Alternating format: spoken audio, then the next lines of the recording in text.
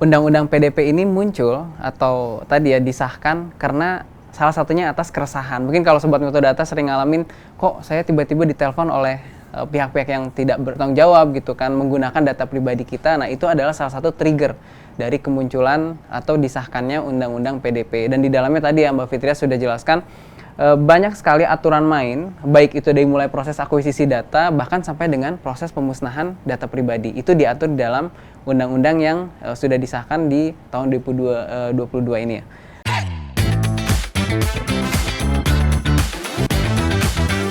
Halo Sobat Metodata, bersama saya Aslam. Kembali kita di podcast Metodata yang akan membahas tuntas terkait dengan perkembangan teknologi, digital, dan juga solusi-solusi yang relevan dengan kehidupan organisasi Sobat Metodata. Oke, satu hal yang kecil, kadang kita anggap tidak penting, bahkan mungkin luput dari perhatian kita, tapi berdampak signifikan, data pribadi. Rekan Metodata pernah nggak sih berpikir tentang nama, alamat, jenis kelamin, lalu tempat tanggal lahir yang kita miliki selama ini aman nggak sih? Lalu dipakai oleh siapa saja? Mengalir sampai mana gitu kan? Lalu sejauh ini data yang kita miliki ini apakah memang tadi aman atau tidak? Nah, pertanyaan-pertanyaan ini Sobat Metodata yang akhirnya memicu atau men-trigger munculnya suatu produk hukum yang kita ketahui bersama disebut dengan Undang-Undang Perlindungan Data Pribadi. Undang-Undang Perlindungan Data Pribadi merupakan suatu produk hukum atau landasan hukum untuk pengelolaan data pribadi dari mulai akuisisi awal, pemanfaatan, pengelolaan, bahkan sampai dengan interoperabilitas ya, pengiriman data sampai dengan pemusnahan data pribadi. Nah, di episode hari ini, Sobat Metodata, kita akan membahas tuntas terkait dengan apa itu Undang-Undang PDP, siapa saja yang perlu comply terhadap undang-undang tersebut, lalu peran-peran apa saja yang perlu ada, tantangan apa saja yang ternyata sering dialami organisasi pada saat akan menjalankan atau berusaha untuk comply terhadap Undang-Undang PDP. Nah, bersama kami sudah hadir Mbak Fitria.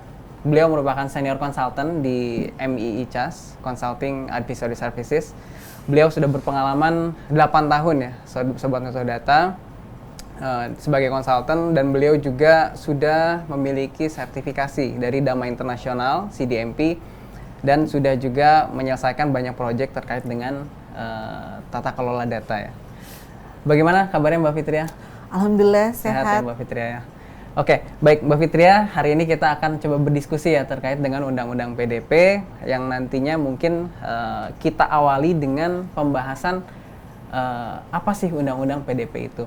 Jadi Sobat Metodata, kita akan bahas yang pertama adalah terkait dengan apa itu Undang-Undang PDP, dengan harapan Sobat-Sobat Metodata ini paham secara general ya, secara awal tentang apa itu Undang-Undang Perlindungan Data Pribadi. Mungkin Mbak Fitria kita bisa mulai ya diskusinya. Baik. Oke, Mbak Fitria mungkin bisa dijelaskan ke Sobat Metodata terkait apa itu Undang-Undang Perlindungan Data Pribadi. Silakan Mbak. Baik, terima kasih Mas Aslam. Baik, apa kabar Sobat Metodata? Kita di sini coba untuk sama-sama berdiskusi begitu ya terkait dengan apa itu Undang-Undang Perlindungan Data Pribadi. Nah, jika ditanya apa itu Undang-Undang Perlindungan Data Pribadi, pada dasarnya Undang-Undang Perlindungan Data Pribadi ini merupakan sebuah peraturan begitu ya yang muncul atau yang disahkan pada tahun 2022 yang merupakan disahkannya ini adanya trigger muncul dari keresahan masyarakat terkait dengan data-data mereka. Nah, Undang-Undang Perlindungan Data Pribadi ini merupakan undang-undang atau peraturan yang bertujuan untuk memastikan bahwa data-data pribadi atau data yang sifatnya sensitif itu dilindungi dan keamanan datanya terjaga serta memastikan bahwa organisasi yang mengelola data-data tersebut itu memiliki dan aware terhadap kewajiban mereka untuk menjaga keamanan data tersebut. Sehingga pada dasarnya secara general, secara garis besar, Undang-Undang Perlindungan Data Pribadi ini berisikan atau banyak sekali mengatur tentang proses-proses yang berkaitan dengan aktivitas data, mulai dari pengumpulan data, pengelolaan data, hingga pemanfaatan serta hak-hak begitu ya, hak-hak individu, hak subjek data, serta juga sanksi apabila organisasi itu tidak comply terhadap Undang-Undang Perlindungan Data Pribadi ini, begitu.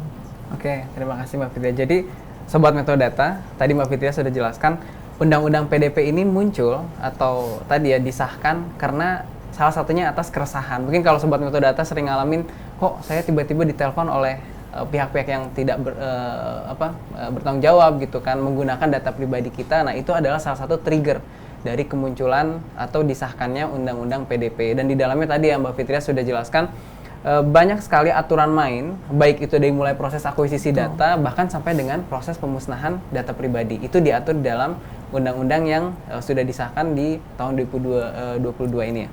Oke, Mbak Fitria, selanjutnya kenapa sih PDP ini menjadi sangat penting bagi organisasi yang mereka mungkin mengelola data pribadi? Apa saja hal-hal yang saat ini mungkin perlu dipertimbangkan pada saat organisasi tersebut akan coba mulai comply terhadap Undang-Undang PDP? Baik.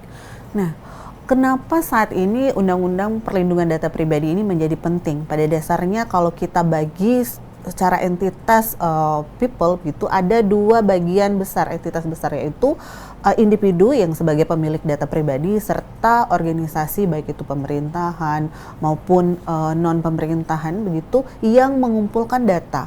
Nah, kenapa menjadi penting? Sebab Undang-Undang Data Pribadi ini bertujuan untuk memastikan keamanan data individu yang ada. Nah, saat ini juga kita perhatikan masyarakat kita juga sudah sangat aware terhadap data-data yang mereka miliki.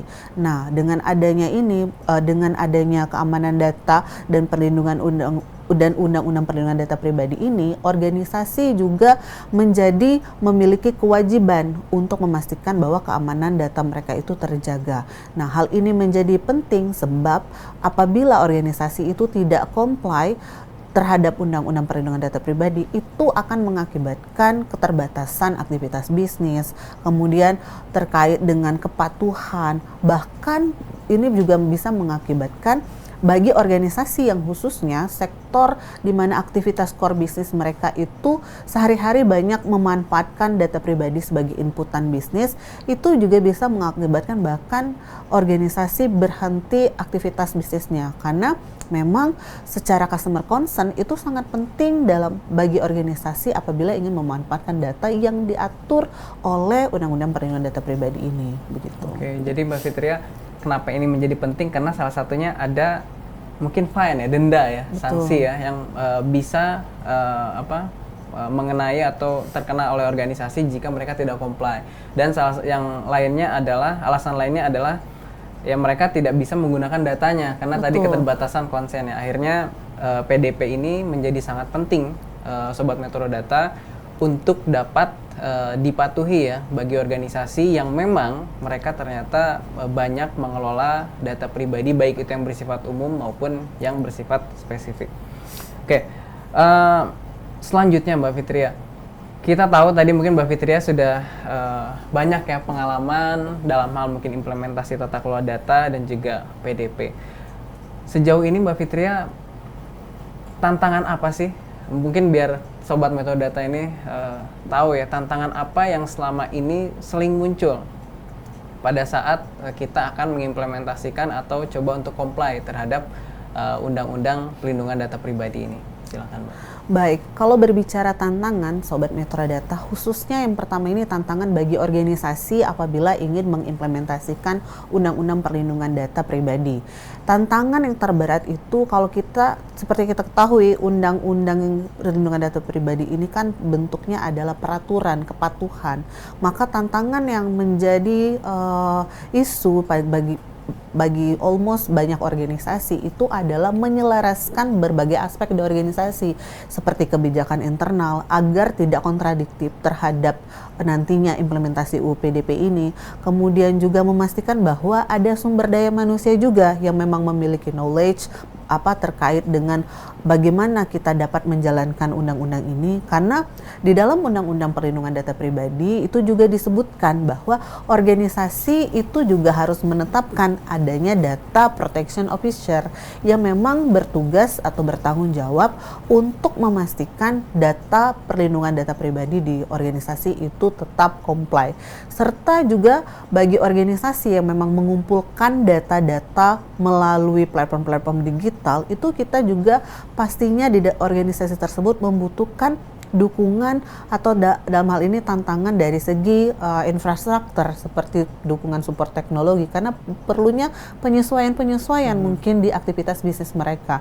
Nah, itu yang menjadi tantangan besar bagi organisasi apabila ingin melakukan implementasi. Tapi selain itu, sebagai individu juga yang memang kita sebagai pemilik data begitu, yang memiliki data, yang tantangan saat ini juga bagi individu adalah bagaimana individu harus aware begitu terhadap data yang mereka miliki. Bagaimana mereka itu harus memastikan bahwa ketika mereka menyampaikan atau memasukkan data mereka di berbagai platform, itu mereka harus mengetahui tujuan pengumpulan data dan apakah ada begitu ya customer concern yang disampaikan oleh perusahaan terkait dengan aktivitas pengumpulan data yang dilakukan, sehingga apabila di kemudian hari begitu terjadi sesuatu yang memang tidak diinginkan terkait dengan data ini, itu menjadi clear. Customer harus bagaimana dan perusahaan harus mengambil tindakan apa. Selanjutnya Mbak Fitria, terkait dengan case, mungkin biar Sobat Metode Data ini juga tahu ya pengalaman Mbak Fitria dalam hal implementasi PDP. Khususnya mungkin di industri yang berkaitan dengan healthcare gitu ya, atau farmasi, atau pembiayaan. Ada nggak sih Mbak perbedaan atau pengalamannya seperti apa? Mungkin boleh diceritakan ke Sobat Metode Data sekalian. Baik, memang di beberapa pengalaman kami punya pengalaman di beberapa jenis sektor industri begitu untuk mengimplementasi data governance khususnya, tapi ada kaitannya dengan implementasi Undang-Undang Perlindungan Data Pribadi. Nah, khususnya di bidang healthcare, salah satunya di bidang farmasi. Pada dasarnya di beberapa sektor ini itu yang menjadi isu atau triggernya itu berbeda-beda, sehingga metode yang digunakan atau pendekatan yang digunakan untuk implementasi di organisasi tersebut juga jadi berbeda begitu. Agar kenapa? Agar apa yang disusun itu dapat fit in ke organisasi tersebut. Nah, salah satu yang pernah kami lakukan itu implementasi perlindungan data pribadi di industri sektor farmasi, di mana seperti yang kita ketahui di dalam Undang-Undang Perlindungan Data Pribadi itu, data kesehatan itu merupakan salah satu data sensitif yang harus dilindungi gitu.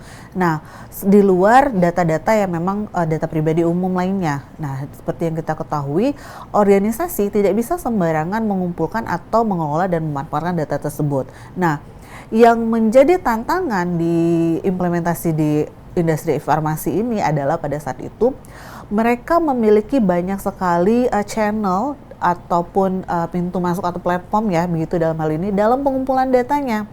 Sehingga kita harus menyesuaikan customer concern-nya sebegitu untuk memastikan gitu ya bahwa customer concern yang ada ini fit in ke platform-platform tersebut, karena mereka memiliki dalam pengumpulan datanya itu ada pengumpulan data secara langsung offline, ada online. Nah, di mana yang online ini mereka punya aplikasi sendiri dan juga ada aplikasi pihak ketiga. Nah, itu juga yang menjadi challenge dalam penyusunan customer concern. Dan juga kita harus perhatikan kadang customer dalam hal ini itu juga tidak aware ketika mereka memasukkan data mereka, tetapi ketika ada isu mereka paling aware.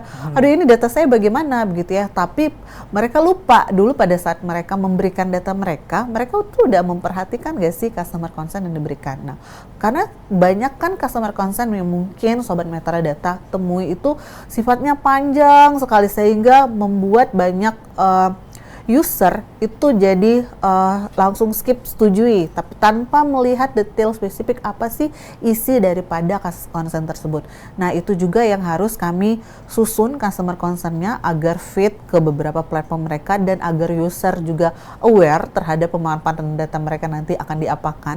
Selain itu juga yang menjadi isu di dalam implementasi di industri ini atau di perusahaan ini adalah adanya platform big data, di mana platform ini mereka mengelola data pribadi untuk pengembangan bisnis ke depan. Nah, dan data ini digunakan banyak anak usaha juga lainnya. Nah, itu juga kita harus mengatur bagaimana regulasi dan proses agar pemanfaatan data ini itu tetap masih di jalur yang aman. Gitu. Oke, menarik sekali ya sebut data. Jadi pengalaman Mbak Fitria tadi ya di industri healthcare ataupun farmasi, ternyata data pribadi yang kita miliki itu dapat dimanfaatkan tadi ya untuk kebutuhan peningkatan bisnis ke depan. Betul. Nah, namun memang kita sebagai subjek data pribadi perlu memastikan konsen yang kita berikan kepada pengendali data pribadi, dalam hal ini controller, itu harus dipastikan konsennya itu memang sudah kita baca ya Mbak Fitri ya. Jangan sampai tadi data yang dibagi pakaikan atau data yang digunakan, data pribadi ini ternyata menjadi concern di kemudian hari. Betul. Karena memang tadi kekurangan dari subjek data pribadi, dalam hal ini pemilik data pribadi, untuk memahami isi dari konsen tersebut. Itu ya Sobat Data. Jadi perlu dipastikan setiap kali kita ini mungkin bentuk awareness ya Mbak Fitri. Betul, ya, terhadap teman-teman Sobat Mutu Data dan juga masyarakat, untuk memastikan setiap kali kita menyetorkan atau mendaftarkan kepada satu platform, itu pastikan konsennya itu sudah dipahami, seperti itu. Selanjutnya, kalau ternyata nih kita atau organisasi yang tadi ya berupaya untuk comply ternyata mengalami kendala atau ternyata akhirnya organisasi tersebut nggak comply. Nah, faktor atau risiko apa saja mungkin yang dapat dihadapi oleh organisasi jika mereka ternyata tidak comply terhadap undang-undang PDP ini? Baik itu mungkin ada risiko terkait dengan finansial kah atau reputasi organisasi. Nah, mungkin itu bisa dijelaskan Mbak kepada Sobat Mutu Data sekalian. Tentunya di dalam Undang-Undang Perlindungan Data Pribadi ini juga mengatur terkait dengan sanksi apabila organisasi tidak comply terhadap undang-undang ini. Nah, salah satunya sanksi yang akan didapati oleh organisasi apabila tidak patuh itu pastinya terkait dengan sanksi administratif, kemudian juga ada sanksi pidana, dalam hal ini terkait dengan finance dan seterusnya. Tapi di luar daripada itu, selain itu juga organisasi akan terkena dampak begitu ya apabila memang isu ini atau compliance yang undang-undang ini di organisasi itu muncul di publik gitu. Sebab ini akan berdampak pada aktivitas bisnis karena menjadi sorotan gitu, mungkin akan mengakibatkan keterbatasan aktivitas bisnis organisasi, kemudian juga kepercayaan customer, dalam hal ini baik itu customer secara langsung maupun mitra, kemudian tentunya reputasi organisasi. Seperti yang kita ketahui saat ini itu informasi sangat bergerak dengan cepat begitu, dan ini mungkin akan mengakibatkan kerugian yang sangat besar bagi organisasi, tidak hanya terkait dengan sanksi yang harus mereka selesaikan, tapi juga sanksi lainnya yang muncul dampak dari ketidakpatuhan ini begitu. Oke, jadi sanksi ataupun risiko ya yang bisa kita terima sebagai organisasi, salah satunya adalah fine ya, denda, atau risiko terkait dengan finansial, termasuk juga risiko reputasi. Betul. Artinya organisasi kita, Sobat Mutu Data, akan atau bisa jadi kehilangan kepercayaan dari masyarakat atau dari konsumen atas kejadian misalnya kegagalan dalam hal kita menjaga keamanan data pribadi yang sudah kita olah. Seperti itu ya Mbak Fitria ya? Betul. Oke Mbak. Lalu selanjutnya Mbak, jika organisasi kita ya dalam hal ini mungkin baik itu di sektor publik atau private, pada saat akan mengimplementasikan undang-undang PDP untuk berupaya comply terhadap undang-undang tersebut, apakah kita mulai dari implementasi PDP-nya dulu idealnya, atau kita mulai dari tata kelola, atau bahkan mungkin ada yang mulai dari teknologi gitu? Betul. Kan it's depend on habit, biasanya dari habit dari organisasi mereka memulai dari mana. Nah, tapi menurut pandangan Mbak Fitria nih sebagai konsultan yang sudah berpengalaman juga 8 tahun di tata kelola data, menurut pandangan Mbak Fitria idealnya apakah kita mulai dari PDP-nya langsung atau kita mulai dari fondasi dari tata kelolanya? Mungkin bisa diceritakan ke sobat metode data sekalian, Mbak Fit. Betul. Ini juga yang menjadi banyak isu atau hal yang dipikirkan oleh beberapa organisasi akhir-akhir ini begitu. Kita tuh harus start dari mana sih? Apa dari governance dulu atau dari teknologi dulu atau bisa langsung implementasi undang-undang ini? Pada dasarnya semuanya kembali lagi ke kapabilitas organisasi. Namun yang harus kita perhatikan bahwa data governance, tata kelola dan juga undang-undang perlindungan data pribadi ini adalah dua hal yang saling erat begitu. Mereka memiliki keterhubungan. Namun memang perlu diperhatikan data governance itu merupakan bagian daripada data management yang merupakan suatu kerangka kerja yang mana dia tidak hanya mengatur salah satu jenis data tetapi untuk keseluruhan proses, di mana data governance ini memastikan bahwa di organisasi ini tahu siapa yang akan bertanggung jawab, tanggung jawabnya apa, dan bagaimana kita harus bertindak terhadap data. Nah, sedangkan UU PDP ini spesifik terkait dengan aturan data-data pribadi. Nah, jika ditanya kita harus start dari mana, memang kembali lagi ke kapabilitas organisasi. Tapi baiknya langkah besar dalam implementasi ini bisa kita mulai dari data governance terlebih dahulu. Sebab di data governance itu dia akan mengatur keseluruhan bagaimana aktivitas terkait dengan data di organisasi itu dijalankan dan membentuk people di organisasi serta membentuk culture terkait dengan governance di organisasi. Karena itu yang menjadi tantangan pada dasarnya. Nanti setelah organisasi sudah terbentuk culture pengelolaan datanya secara konsisten, kemudian barulah kita bisa mengimplementasi PDP itu lebih smooth karena peraturan undang-undang perlindungan data pribadi ini itu bisa nanti melengkapi peraturan data governance yang dimiliki oleh perusahaan khususnya untuk data-data yang sifatnya itu data-data sensitif.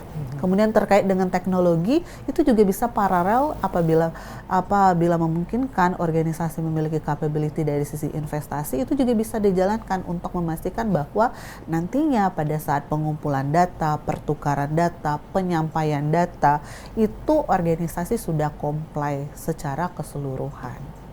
Oke. Jadi itu ya sobat metode data. Untuk tadi kita memastikan comply, kita mulai dari mana dulu nih? Apakah tata kelola dulu, governance dulu, apa langsung masuk ke PDP? Nah, tadi kalau kita simak penjelasan dari Mbak Fitria, kita bisa mulai dari aktivitas atau kegiatan yang fondasional yaitu tata kelola. Karena dengan tata kelola yang baik, maka implementasi PDP akan lebih mudah. Kenapa? Karena yang pertama dari sisi people, kita sudah atur stewardship-nya, termasuk juga kalau ada peran baru, atau tadi ya, PPDP ataupun DPO. Lalu yang kedua adalah proses pun, dalam hal akuisisi data pribadi itu kita bisa enforce dengan adanya governance yang baik ya Mbak Fitria ya. Lalu selanjutnya terkait dengan policy, aturan main juga, kalau organisasi kita sudah memiliki tata kelola yang baik, nanti tinggal mengawinkan dengan undang-undang PDP. Artinya undang-undang ataupun peraturan yang ada di organisasi kita tinggal di-enrich, diperkaya sehingga comply terhadap undang-undang PDP. Seperti itu ya Mbak Fitria ya. Oke, selanjutnya Mbak Fitria, selama pengalaman tadi ya, mungkin implementasi tata kelola data 8 tahun itu, pada saat pengalaman MI sendiri, CAS ya, itu apakah sudah ada pengalaman Mbak untuk implementasi Undang-Undang Perlindungan Data Pribadi dan mungkin boleh di-spill ya kepada sobat metadata sekalian tentang apa saja sih kendala atau concern yang saat ini sering muncul pada saat implementasi UU PDP? Silakan, Baik, kalau berbicara tentang implementasi UU PDP, pada dasarnya yang kami lakukan itu implementasi data governance, terus kita tambahkan terkait dengan implementasi Undang-Undang Perlindungan Data Pribadi. Sebab kita memastikan bahwa organisasi tidak hanya patuh terhadap Undang-Undang Perlindungan Data Pribadi, tetapi memang dalam menjalankan Undang-Undang Perlindungan Data Pribadi ini, organisasi tahu harus seperti apa. Karena pada dasar kalau kita perhatikan perhatikan di undang yang ada itu belum ada spesifik bagaimana cara implementasi turunan atau ada aturan turunan begitu ya, spesifik bagaimana organisasi harus mengimplementasikan undang-undang ini di dalam perusahaan mereka. Nah, oleh sebab itu kita harus selalu startnya dari data governance. Jadi di dalam data governance nanti kita akan susun gitu bagaimana organisasi mengatur individu di dalam organisasi dalam mengelola data, kemudian aktivitas datanya harus seperti apa, dan komunikasi serta eskalasi terkait dengan data ini harus bagaimana. Kemudian kalau berbicara tentang tantangan, yang menjadi tantangan itu adalah ketika kita menyusun customer concern. Karena perlu diketahui rekan-rekan metrodata sekalian, salah satu poin yang menjadi penting di dalam Undang-Undang Perlindungan Data Pribadi ini, kita juga harus memperhatikan customer concern. Seperti yang kita ketahui juga, customer concern ini pengumpulan data ini banyak pintu terkadang di beberapa organisasi. Sehingga dengan adanya banyak pintu ini, dan tentunya platform-platform ini juga punya aturan main sendiri, begitu. Nah, itu juga harus adanya penyesuaian juga aktivitas dari sisi organisasi untuk kita dapat si customer concern-nya. Kadang organisasi itu dapat datanya itu tidak secara direct, tapi mereka dapat dari platform pihak ketiga. Nah, itu yang menjadi tantangan bagaimana kita memastikan ketika kita memanfaatkan atau mengelola data itu kita tidak melanggar compliance dari Undang-Undang Perlindungan Data Pribadi. Nah, itu salah satunya, serta juga dukungan teknologi. Nah, terkadang teknologi itu juga menjadi isu karena kita sudah susun aturan mainnya secara spesifik, komprehensif, tetapi teknologi yang ada itu tidak bisa mendukung, karena tentunya dengan adanya implementasi governance juga Undang-Undang Perlindungan Data Pribadi, teknologi atau aplikasi-aplikasi dalam hal ini yang mengumpulkan data itu perlu enhancement atau perbaikan atau penambahan ya begitu ya, khususnya terkait dengan customer concern begitu. Oke Mbak, jadi tadi ya Sobat Metrodata, tantangan dalam hal implementasi PDP mungkin setiap organisasi akan berbeda-beda, tergantung dari starting point organisasi tersebut memulainya seperti itu ya. Nah, jadi tadi mungkin kalau Mbak Fitria sampaikan tantangan yang sering muncul adalah terkait dengan konsen. Nah, kenapa? Karena organisasi kadang menyusun konsennya sendiri itu tidak komprehensif untuk kebutuhan pemrosesan data pribadi tersebut. Akhirnya apa? Pada saat datanya sudah dikumpulkan, ternyata pemrosesan yang kita lakukan baik itu mungkin untuk analytics dan lain halnya itu tidak masuk dalam konsen. Akhirnya tadi ya mungkin organisasi harus melakukan reconsent, dan itu menjadi tantangan ya Mbak Fitria ya. Dan selain itu mungkin ya tadi tantangan teknologi, karena kita tahu untuk mendapatkan atau akuisisi data pribadi itu source-nya bisa banyak. Ada mungkin secara langsung kita ketemu SDP atau subjek data pribadi, kita minta datanya ya. Ada juga yang by aplikasi. Nah, itu bisa jadi pintu masuknya berbeda-beda ya Mbak Fitri ya. Sehingga itu yang perlu kita sebagai organisasi perlu pastikan setiap pintu masuk data pribadi ke organisasi kita sebelum proses pemrosesan data pribadi itu harus dipastikan datanya sah secara hukum untuk dapat digunakan. Dengan cara adanya konsen ya. Seperti itu ya Mbak Fitri ya. Oke. Jadi rekan Metrodata ya, setelah tadi kita mendengarkan penjelasan terkait dengan Undang-Undang PDP, kita memiliki wawasan yang lebih luas terkait dengan Undang-Undang PDP ini, baik itu dari sisi aspek hukumnya gitu kan, lalu pemanfaatannya, penggunaannya seperti apa, implementasinya, dari mulai data diakuisisi, diproses, sampai dengan data itu misalnya dimusnahkan, itu ternyata ada landasan hukumnya yang memang saat ini di tahun 2022 undang-undang tersebut baru disahkan seperti itu, dan memang implementasinya masih perlu kita pastikan di setiap organisasi sudah mulai berjalan seperti itu. Nah, baik, terima kasih Mbak Fitria atas waktunya untuk hadir di sini ya, berdiskusi dengan Sobat Metrodata membahas terkait dengan Undang-Undang Perlindungan Data Pribadi. Dan juga untuk sobat-sobat Metrodata sekalian, apabila ada pertanyaan yang spesifik terkait dengan Undang-Undang PDP atau terkait dengan tata kelola data, itu silahkan disampaikan kepada kami, silahkan hubungi kepada kami sehingga kita dapat berdiskusi dan dapat membuat suatu solusi bersama yang dapat diimplementasikan di organisasi yang dijalankan oleh sobat-sobat metadata sekalian. Terima kasih atas waktunya, sampai jumpa. Terima kasih Mbak Fitria.